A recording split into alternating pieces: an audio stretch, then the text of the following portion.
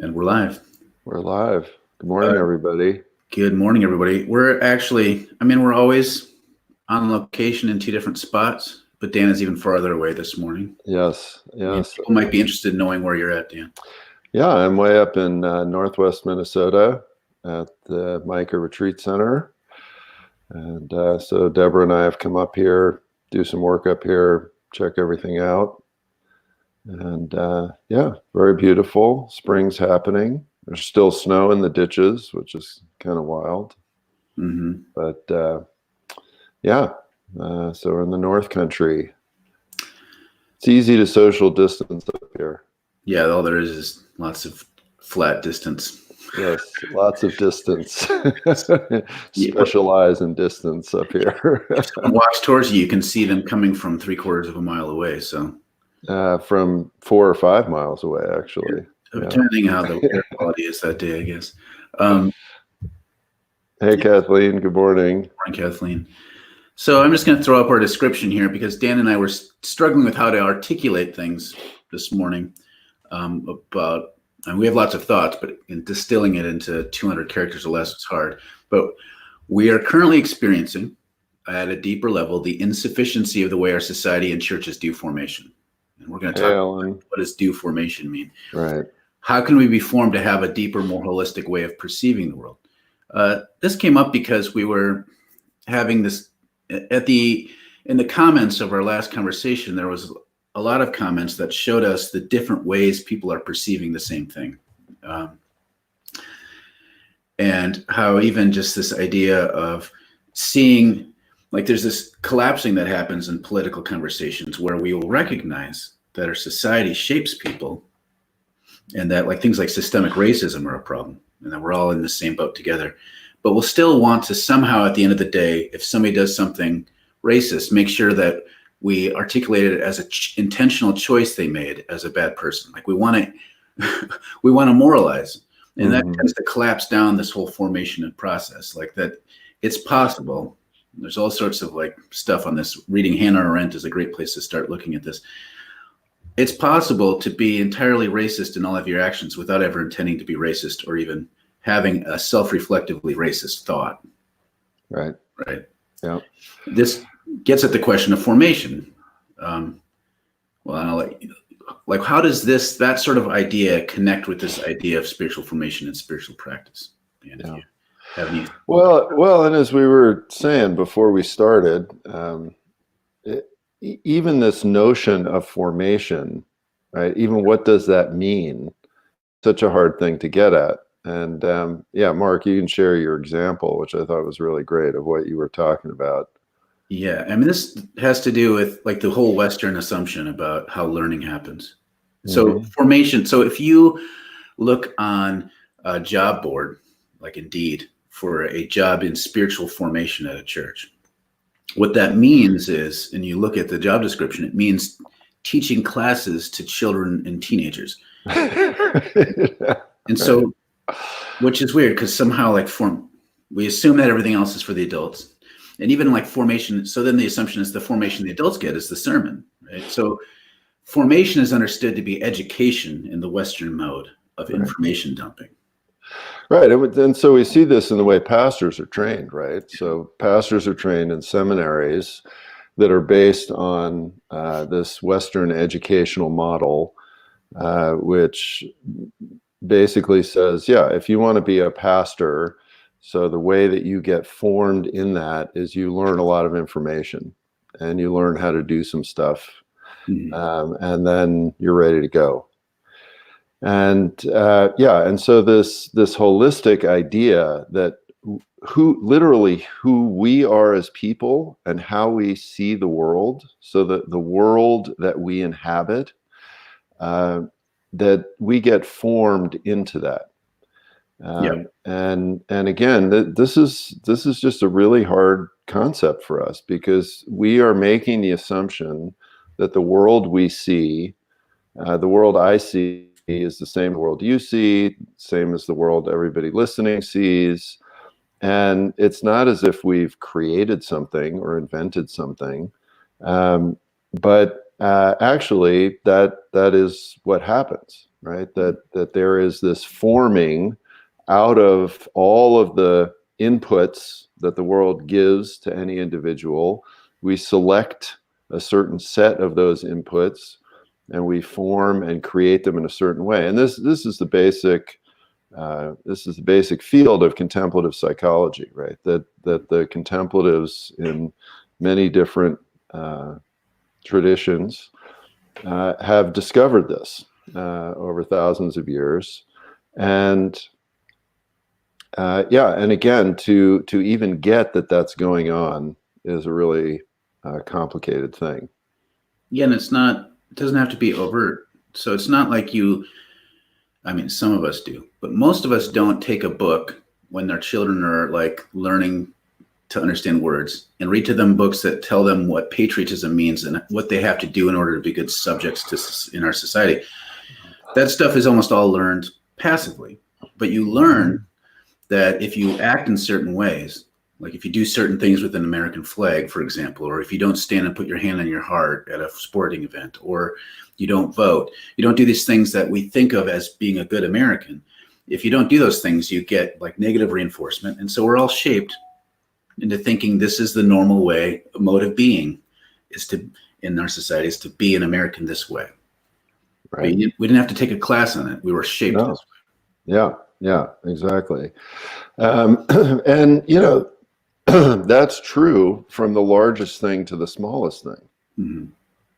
Right. I mean, even our preferences about, what foods to eat, what animals are okay to eat and not eat, for example. Right. And again, we've internalized that so clearly that, when we see a different society that, let's say, eats a different set of animals, we're revolted by that. Yeah, we have that's disgusting. A precognitive disgust response. Yeah. We're not saying, oh, I think that's weird, I'm going to be disgusted now. It's like crickets. Oh God. Yeah. And again, we actually assume, and it's interesting when we listen to people talk about this, we actually assume that our set of animals that we eat is the better and the right set of animals to eat, right? And these other people are gross and uncivilized because they eat a different set of animals. When in fact, there really isn't any of that morality attached to it. It's just a different formation that has happened.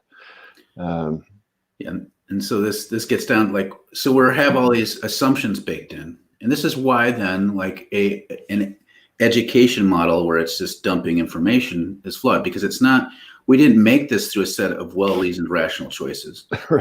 Right. So the idea that if you present someone with calm information that they think they agree with, that then somehow they can undo complex internalized programming, really, just by giving them different information in a 30-minute package if you're Baptist, or a 15-minute package if you're Methodist, or a 5-minute package if you're Catholic every week is enough, right? Yep, exactly. And so, and then of course, I mean, people who are particularly in advertising or, politics or different things, in many ways, they have a much better intuitive understanding of all of this, right? And this is how, we talk about that you can be manipulated, right? That people can be manipulated. That's what they're getting at with this, is that there are all of these unconscious triggers, assumptions, ways of dealing with the world, that then if you just kind of zap people with certain messages, they reflexively respond in a certain way. Yeah. And, so when you see all of these sides in society, then it's very easy to get, okay, what's going on here? You've got people that have been formed, and the formation happens by endless repetition, right? That's how these things get into our being. It's just repeated over and over again. And again, advertising folks understand this. This is why you see the same commercial for a car like 300 times over a period of time. And then suddenly you're sitting there at breakfast going, man, I really want that car. Right? You don't even quite know how it got there. And so it's then very easy for people to be divvied up into these sides based on their formational process. Here's a great comment from Kathleen, and it's a great springboard for like the next phase of the conversation. A crisis sometimes helps us to think in new ways. That's true, and this is, I think, why we're talking about this right now in this pandemic, is because this pandemic is a crisis point. Right. So what happens, like right now, we're formed in a certain way to, like, with a set of assumptions, kind of our imagination is kind of like assume certain things. And so when all of a sudden you find out that your life, the way you've been equipped to handle reality, doesn't do enough, doesn't handle reality well, like it breaks down, like you start realizing something isn't working, which you've already had. That's why marketing works. It's because we all have this sense, maybe at some level, that things aren't working. And so then people market towards that sense of lack so that we can become fulfilled and whole. So you already have a little bit of this, but a crisis breaks it open even more. Mm-hmm. Right. And the reason that happens, right, is because what a crisis is it's information coming in from the world that is radically new and different from the way you've organized the world before, right? So we've all organized the world like, it's okay to go out. I'm not going to get this invisible thing that's going to kill me. The medical system works a certain way. I can go to a restaurant. Everything's going to be fine. Now suddenly that's all been blown up, right? And so when that happens, your very tight-knit world has been shattered. And so now there's this period of openness when suddenly you're open to re-examining all of these assumptions. Now, of course, our ego process is always trying to put that back together, right? And we're trying to put it back together in ways that are adhere to our formational process. But yeah, the crisis really opens that up. And so then we have a possibility to think in new and different ways. Opportunity, yeah. What people sometimes do is they double down. So that's why it's funny that, again, with these protesters outside of governors' mansions and whatnot, saying, stop being afraid, we need to be brave. The irony is that the doubling down on what you've been told, even in the face of it not working anymore, is usually a very fearful response, right? Yep. But we can't blame them, because, like, what else is the alternative? It's not just presenting them with cold information isn't going to shape their worldview differently. No. So why not double down in what you already know to be true, hoping that it works this time? Right. Yeah, and again, that's working on both sides, right? So the folks who are protesting in the particular way, they're doubling down on their formation of, just be brave, the sort of tough American, let's just get it. The people that are distressed by that, they're doubling down on this formation of, let's have safety, let's, listen to certain people. Right. So that's why it's very important to understand that we're all doing this. Right. This is not, there's not a group that's immune, to use a medical pandemic kind of term. There's not a group that's immune to the formation of the ego process.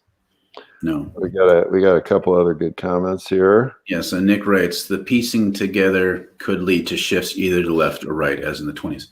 Yeah, that's what crises do. So either this intensification of what you held before down to like a more of a defensive posture, which to me, that's what fascism is it's taking a certain kind of conservative logic and weaponizing it even more. Or like in the 20s, there was shifts towards communism, which was maybe intensifying other sorts of impulses. Right. Yeah, and Gene has this comment about... we limit the face of God by insisting God looks like us. Right.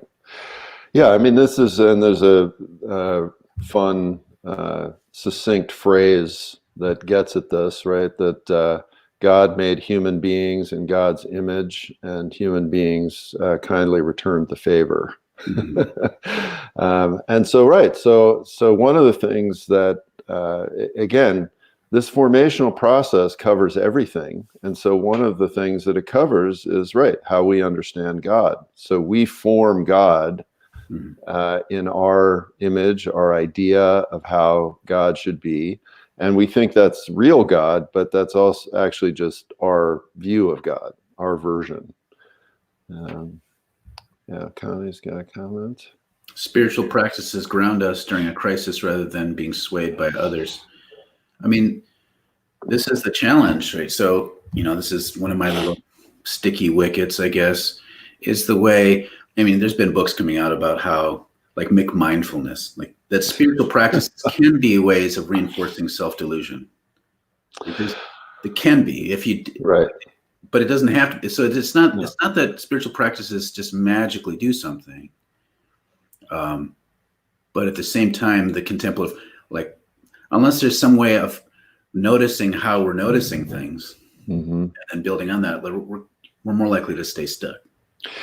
Right. So getting to the point that Connie's comment is pushing at, right? So spiritual practice then is basically developed as the antidote to this problem. And this is why, right, spiritual practice and formation is different than the educational idea, right, that you were talking about earlier. So that the notion is that, okay, if we're formed in this way, and one of the images that I often draw up on the board is that, we're like this little stick figure in a bubble, and the bubble is the world as we formed it, and we're just really seeing the inside of the bubble. And so if that's the problem, and you say, okay, well, what's the solution?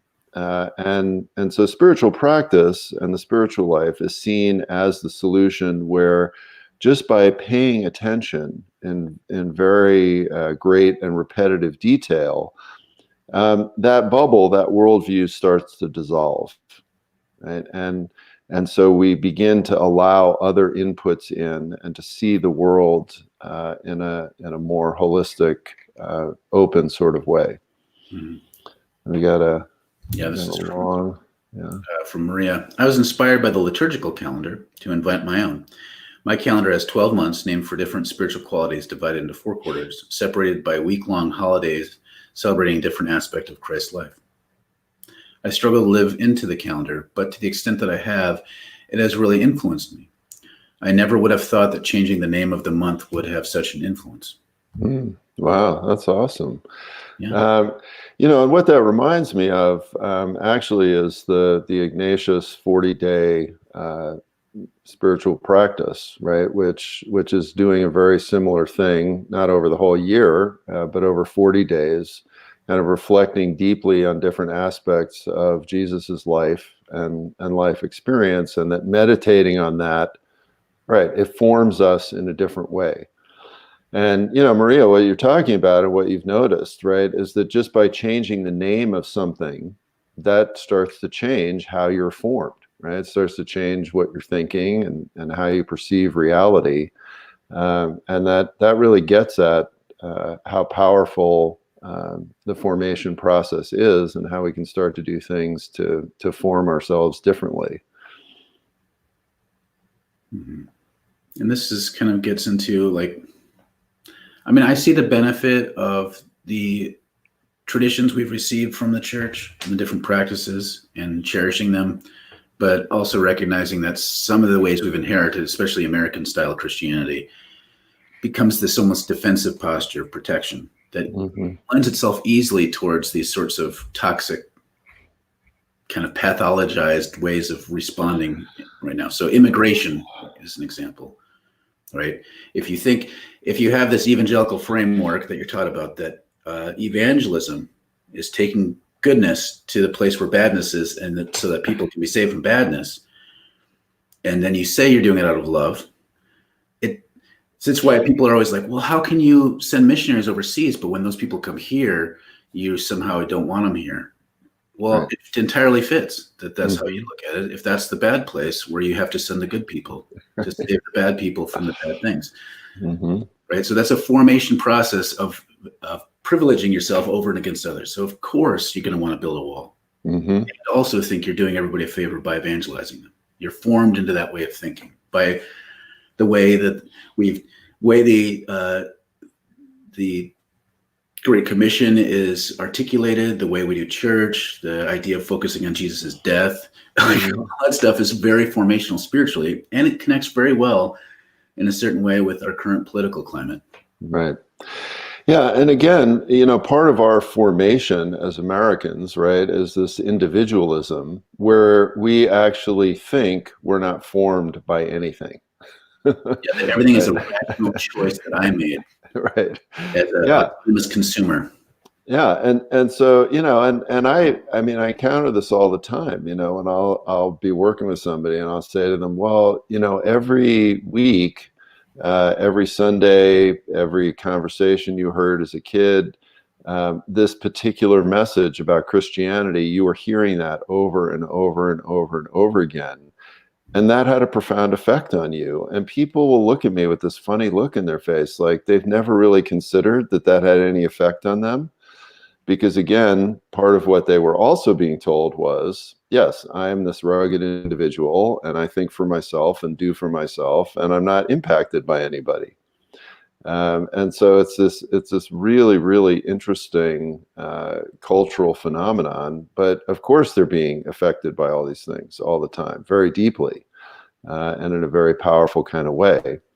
Um, and so, when this virus comes along, right? So, we're seeing this all the time. I mean, Kathleen, you should be very proud, right, that your governor has sued China for for the virus,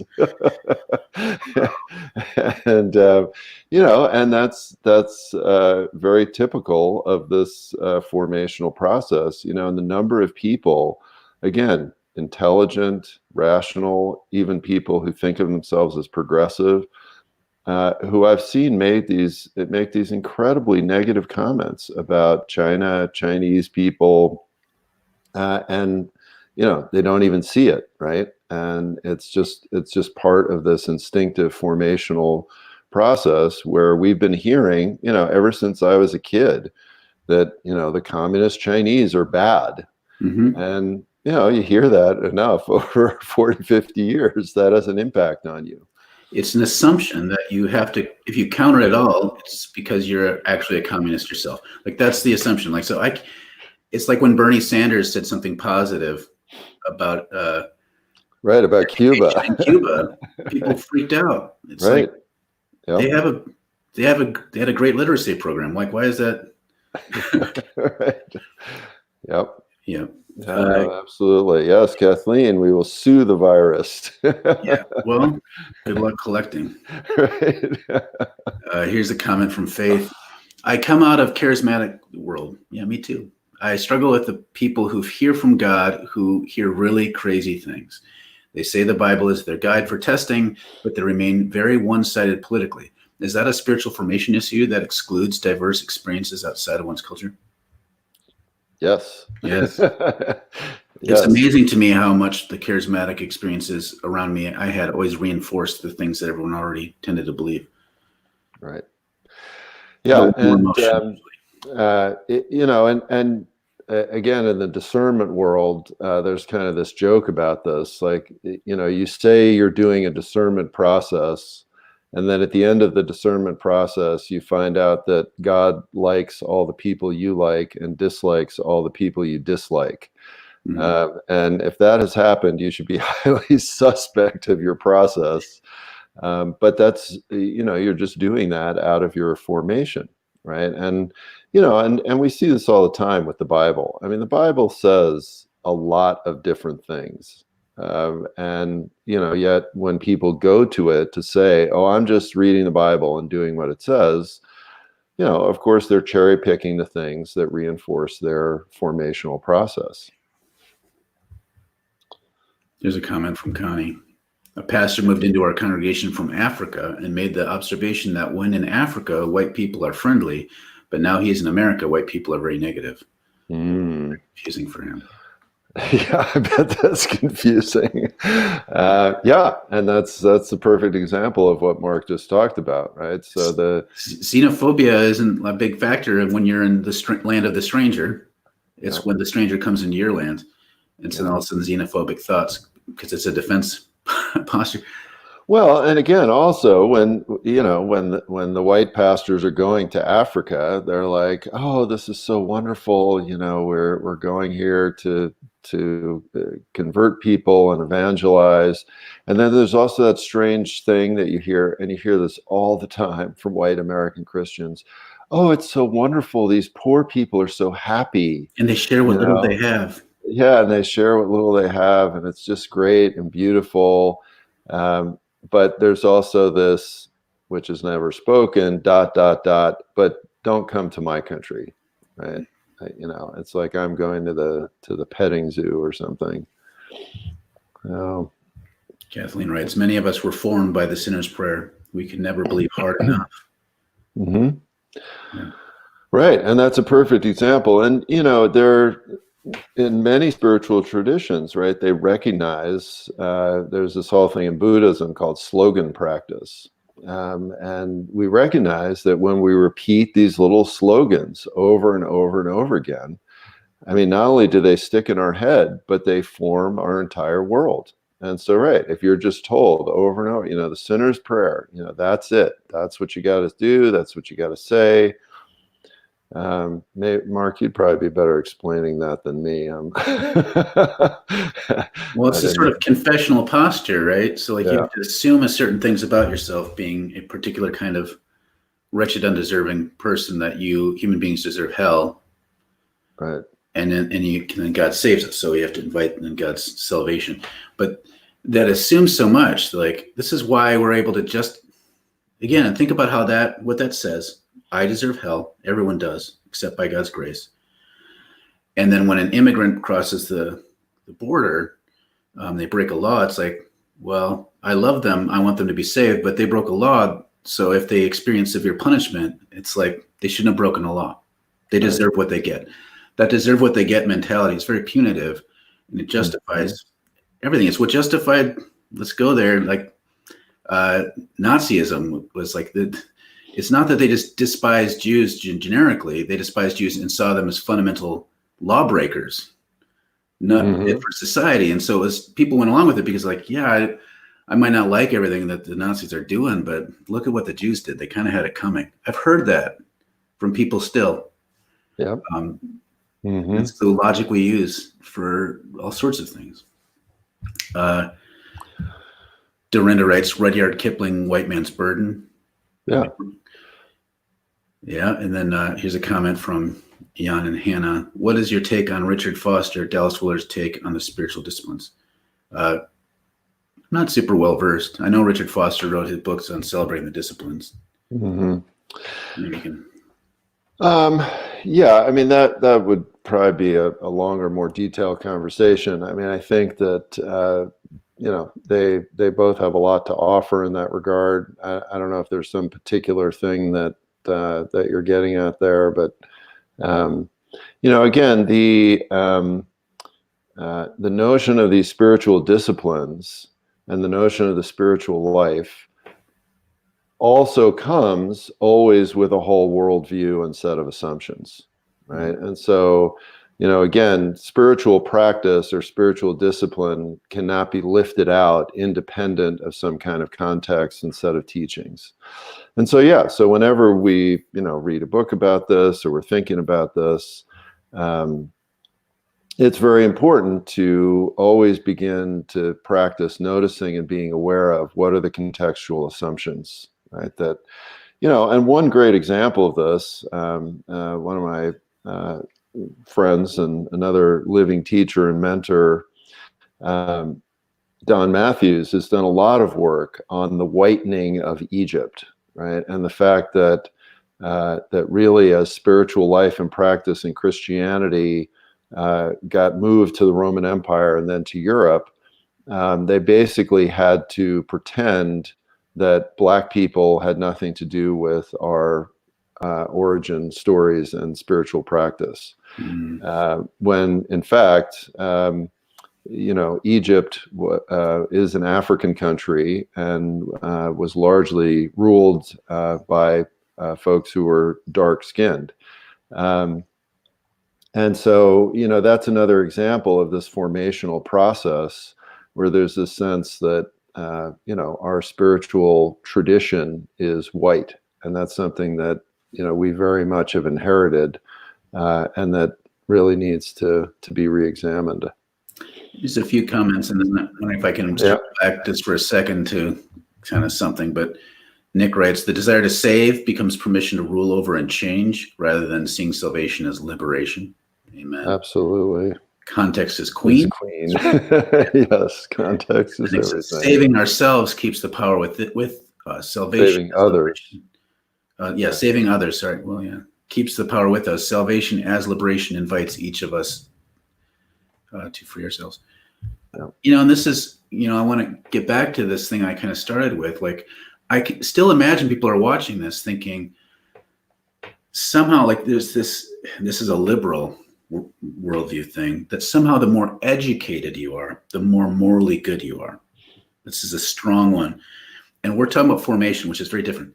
You could have a PhD and think you know better than everyone else and be elite about it. But it doesn't mean you're formed more holistically than someone who didn't graduate from high school. Formation is not the same as education necessarily, especially in the Western mode. Mm-hmm. And I see this a lot. There's a lot of condescension that comes. There's good reason why conservative people, particularly lower class conservative people, feel like liberals are elitist. It's because there's some truth to that, right? Mm-hmm. Because of these assumptions of what it means to be an excellent person. And this ties in with that white man's burden. So yeah, evangelicals send people to save them, but just the development mode of that comes from more of a progressive framework. Mm-hmm. Of somehow white, well-formed people who are formed better than everyone else, mm-hmm. going to help the less formed. Right. And this is kind of part of the challenge. And neither left or right versions of this are very humble or open to liberation, as Nick's been pointing out. So. Right. Yeah, and so just as we're closing up, that word you just used, humble. Is really the starting point of a liberative and new formational process, right? That because from a spiritual formation perspective, what humility is really about is recognizing that I am fundamentally confused, right? I live in this world bubble that has kind of captured me and is encapsulating all of the ways that I view reality. And I desire to be liberated from that. And so that humility becomes the stepping stone. And in some images, humility is seen as the first rung of the ladder of formation. Right? Now I can begin to move out into the wider world and see myself and others in a different way.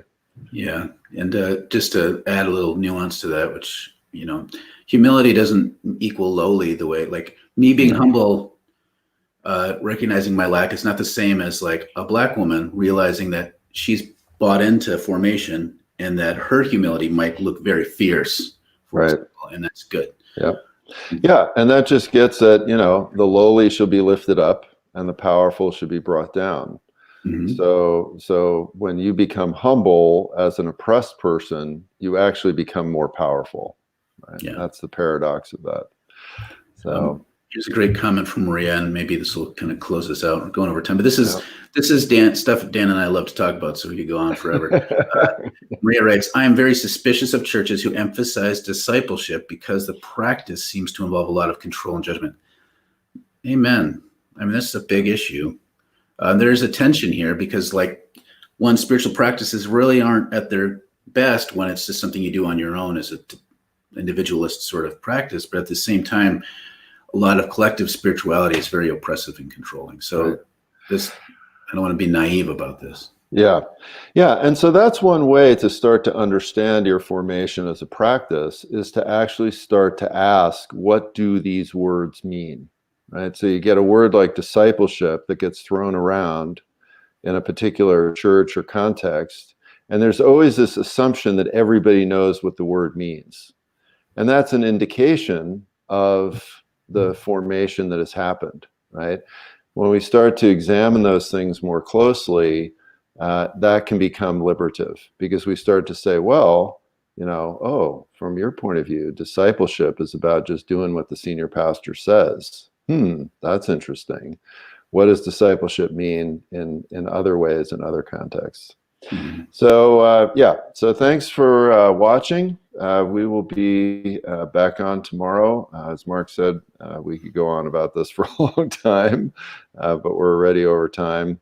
And so enjoy your day. Thanks for the comments, everyone. Yep, great comments.